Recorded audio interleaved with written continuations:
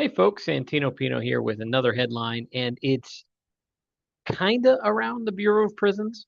BOP hasn't been in the headlines a lot lately, but this one came across me today, and it's about drones being used to drop off contraband inside of prisons in general in the United States. And I thought this was a great topic to talk about.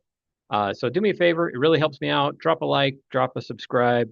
By all means, if you think I've missed a news article about the Bureau of Prisons, by all means, you can post that in the comments and I will check it out. And if I haven't already done a video about it, I probably will. Okay.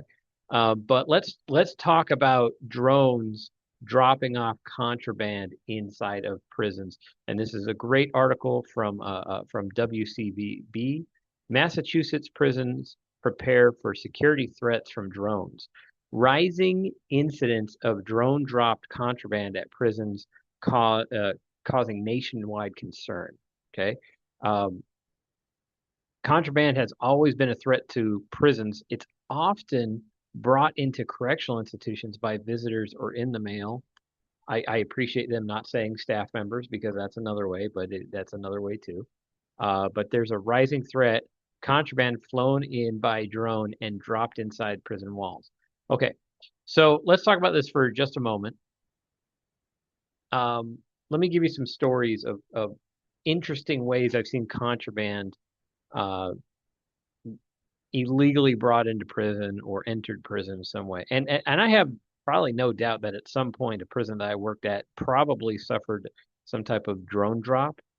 But I don't have any proof of that. Drones weren't very prevalent when I was working in the prison system, but I will tell you a creative one. And I'm going to give this one away because if you try it again, you're just going to get yourself in trouble. This is not going to work out for you if you try this in the future. But I remember working at the prison, and some people had figured out, oh, we could stuff softballs, like take the innards out of a softball, put contraband in there, and then use one of those like bungee launching things, like a water balloon launching bungee thing. It was huge, a big slingshot, and we'll launch it. We'll hide in the desert, and we'll launch it over the fence. It'll land on the softball field, and nobody's going to second guess an extra softball on the baseball field, and just our favorite inmate will go pick up that contraband in the morning. Only there's a problem with that. Okay. If you're within any distance of a fence at a prison, you're being monitored. And yeah, just to let you know, someone even in the middle of the night will notice that softball out there out of place. Okay, because all equipment, including baseballs and softballs, is accounted for. Right. So I give that one away because I mean, if you try it, you're just going to get yourself in trouble. Okay. So, but contraband has always been a threat. This has been happening across the country and around the world, authorities say organized crime is often behind the drone drops. And that's very true. Now, it is the trickle down effect of of of organized crime and cartels and mobs that are doing this. It is not the per se mob bosses or cartel bosses or organized crime bosses saying, "Hey, Big Tony got locked up. Let's send him some stuff." The mob bosses are not doing that, but the local leaders probably are. And so yeah, it's obvious. It's not like people just throw contraband or try to get contraband into a prison with no purpose. Like they have a specific recipient in mind most of the time. Now, this is one of the funny things about sneaking contraband into prison. Even if they succeed, there's no guarantee that the inmate that's supposed to get it will get it, right? So another reason to not even try, because who you think is going to get it probably won't get it. And then when he finds out that someone else got it, there's a good chance that he could get hurt trying to get it. So just don't try it, is that simple. Okay. Doesn't matter how you try it, drones, softballs, renting a helicopter like in the movies. Okay. It doesn't matter how you try it. Don't try it. It doesn't work out for anyone, including you. Okay. We in Massachusetts have been fortunate enough that we haven't really experienced much of this, but want to be ready, said DOC Commissioner Sean Jenkins. DOC has its own drones and it's using them to teach correctional officers how to spot enemy drones approaching the perimeter. That is brilliant. That is forward thinking right there. And I do think that every correctional agency, every law enforcement agency that has any type of incarcerated population needs to do drone training, especially if you have any type of outdoor yard where just the sky is available, right? And you know what? Don't think that just because you're in what would be called a high-rise prisoner jail. If you don't know what those are, high-rise prisoner jails are the ones that are in really metropolitan areas where they're just buildings. It's just inside. Okay. There's no real outside in there. There's the idea of outside, aka there might be a floor where there's no roof, so their outdoor rec can happen. But otherwise, most high rises, you're just indoors. Okay. So, but probably some specialized training for, especially in the Bureau of Prisons with all the high rise prisons it has, specialized drone training in regards to how it affects high rises, probably really important. If you see an object at night flashing lights, could it be a drone? Yes, but it could also be an airplane. So when we put that into perspective for our staff, for our tower guys, we're really benefiting everybody. Now, and this goes into a question, and if any correctional agency already has countermeasures for drones in place, I don't know about any of them. I haven't looked into any of them, and I'm not going to because I'm just going to throw out what I think might be a good idea right now. Sorry for me sharing my opinion, or maybe that's why you're here. But obviously, like the people in the towers at prisons have a lot of weapons that probably can't take down a drone. Okay. So you're going to have different rifles and different handguns and probably some less lethal munitions. I always had trouble saying less lethal. Okay. So I want to slur when I do it. And less lethal munitions. And really, the only thing that's going to catch a drone, you're not going to give them some, seeking weaponry or anything like that. But some type of projectile net is probably the only thing that could really work with that. You can't really limit wireless communications because that would put a limit on the prison as well. They'd have to work around that prison, and then obviously anyone could just scan and find out what frequencies they can use, and be able to work around that countermeasure. So, just my idea would be some type of projectile net to take down a drone if possible. You're not going to get a jet, BOP. You're not going to have jet fighters. Sorry, it's a little bit outside the scope. You got to work within the system. Okay. Another drone would be cool though. Having a drone operator, that would be cool. Have it like as a collateral duty, drone defense operator, have a drone that's local at the facility, but somebody with their, what is it called, 51 or 501 certification that allows you to fly drones commercially and hire that person or give them a collateral duty that they could be a drone operator. That would be cool. I mean, if I was working in the Bureau of Prisons, I would try to get that, but they're probably going to find a pilot, obviously. Okay. This is a growing threat, right? And so that becomes a challenge, bringing in various types of contraband, whether they're weapons or drugs. And here's the other side too. Okay. Contraband is getting smaller. Okay. The smaller and smaller devices, smaller and smaller contraband. I remember the first like hard drug contraband I saw in the prison system was hits of acid. Shows how long ago I worked in the prison system. That's like saying you have a MySpace account. Okay. Um, Little hits of acid that were hidden behind the stamp on a letter. Again, you could try that if you want. It's going to get caught. You'll just go to jail and, your homie won't get the drugs you're sending him. But that was fascinating to me. I was like, oh wow, it's not like in the movies. It's not a hacksaw inside of a cake. It's what can we use to get in? Like, and this was a postcard, and they managed to hide contraband in a postcard. It was fascinating to me. Now, just like again, I say this stuff because if you try it now, you'll just get in a lot of trouble. Some of that, it wasn't even new when I worked in the prison system. I can only imagine how advanced it is now. So, prisons and jails across the country are reporting regular incursions. In March, Marcy Correctional Facility in Marcy, New York, intercepted a drone dropped payload containing knives, cell phone, bandanas, hair clippers, and a green leafy substance. In December 2025, a drone delivered steak, crab legs, marijuana, cigarettes of Old Tin Bay seasoning, cigarettes and an old tin of Bay's and a tin of Old Bay seasoning. Man, That I mean, homie got the hookup. He didn't get it, but uh, hair clippers, a green leafy substance. I mean, everything that enters a prison is dangerous, right, because it can cause major behavior problems. People could kill each other. I mean, when you think about this, somebody could kill someone over those crab legs, because somebody has something that you don't have. That's why inmates all have the same stuff and access to the same stuff in prison. That way, you don't have that counterbalance of power, that counterbalance of wealth per se in prison.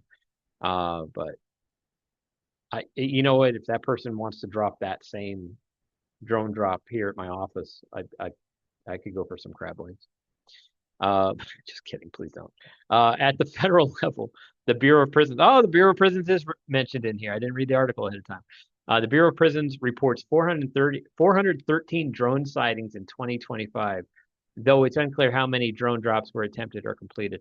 And I totally get. I think this is a very crystal clear article. I really like this article because 413 drone sightings at federal prisons. Well, most federal prisons, especially newer ones, are out in the middle of nowhere where people fly their drones, where you don't really need a certification to drive your drones, or I should say, you can get away without having the local license you need to fly your drone, so you're practicing.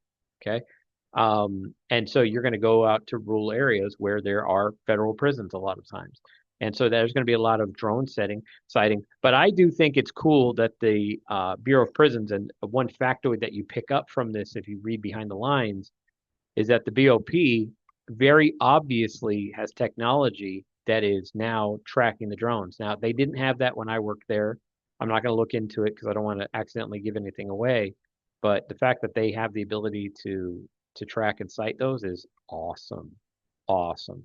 413 drone sightings. That's like that is four per facility. And here's the thing, they weren't all at the same facility, obviously, and they weren't even. So some of those, I mean, can you imagine being at a facility with over 10, maybe 20 drone sightings? Imagine having to be on the lookout 24/7 for that. Wow. While there have not been any drone drops in the Massachusetts prison, DOC knows that a contraband by drone attack could happen at any time, and depending on what gets dropped and who picks it up, the contraband could jeopardize the safety and security of an entire correctional facility. And you know what? I promise you, there's a corrections officer or a group of corrections officers out there that are probably saying this out loud: is we just need a big net over the prison, or we need a big dome like from the Simpsons movie over the prison. I guarantee there's at least one person out in the ether that is saying that. Logistically, that is very tough. Okay, because here's the thing: when it comes to any correctional facility, not just the Bureau of Prisons, every one of those were built with government contracts, and to add something to it that immense, that spectacular, would be a huge operation that most agencies are not going to go with. They're going to say, hey, you know what? Our security net, are our corrections officers and our intelligence that we get from the inmates and monitoring phone calls and mail and stuff like that. We go through drills where we basically close down specific areas of yards and have to go through with canines searching these particular areas to make sure that if a drone is in the area, we will search thoroughly. Search that area once it's detected to ensure that nothing's been dropped. And that's awesome, being very hyper vigilant. And that's probably the key thing in this one, is just being vigilant when it comes to just contraband in general, not just drone contraband, but any type of contraband. I mean, while I never saw an illegally hijacked helicopter try to escape somebody from prison, but it did happen a couple times, or at least attempt a couple times while I worked in the prison system. Like every type will be attempt in a 20-year career. If you go have one, you'll see or hear about everything that happens. High walls and barbed wire may be able to keep prisoners in, but they cannot keep drones out. Prisons are an inverted fortress, is what I always used to say. They're an inverted fortress. They're trying to keep everything in, and they're trying to keep everything out too. But if you look at a prison, if you look at the like public schematics of a prison, it looks like an inverted fortress. Okay, where the final barriers of that would prevent you from entry. The final last things are kind of the first layers of that prison because they need to escape the prison first before they get to the perimeter. Um, but yeah, prisons, unfortunately, just because of you know how we build things, unfortunately, they need to stay hyper vigilant because contraband can be introduced very quickly from the outside. You know that you know that conversation that existed 2 years ago when we heard about drones and we're like, and we're not allowed to interfere with them. We're not allowed, and we could just detect them. We're not allowed to do much else other than that. And so it's changing. Laws are changing to regard that. And and also I am an NTSB, like I'm an airline aviation nerd. Also when it comes to no-fly zones, right? So there should, most prisons have some type of no-fly zone on there. So if you see something at a distance working at a prison, a drone per se, and it's a mile that way, that might be allowed. But if it's approaching really the actual designated land area of that prison, it's violating most of the times a no-fly zone. And yeah, the Bureau of Prisons can act. So I will give you this, okay? There is a legal argument that if you fly your drone into a no-fly zone at the Bureau of Prisons, if they get countermeasures that can destroy that drone, uh, well, they will, and you will be liable. You will probably get a ticket. They will not pay you for destroying your drone, and you will not get a new one. You will probably get a ticket, maybe even jail time for flying in a controlled or restricted area. And you don't want that to happen to you at all. So if you're a drone pilot, I would just stay clear of any type of prison setting where you're flying. There's plenty of areas to fly your drones. And if you are one of the crazy people out there considering introducing contraband into the prison, I'm going to tell you you shouldn't because you're going to get caught and you're going to get in a lot of trouble. And the inmate that is trying to get you to do that, the convict, he's going to get in a lot of trouble. And then he'll probably blame you. So don't do that. All right. Lighter video today. BOP, not too much in the headlines lately, but I'm glad this one came across my feed today.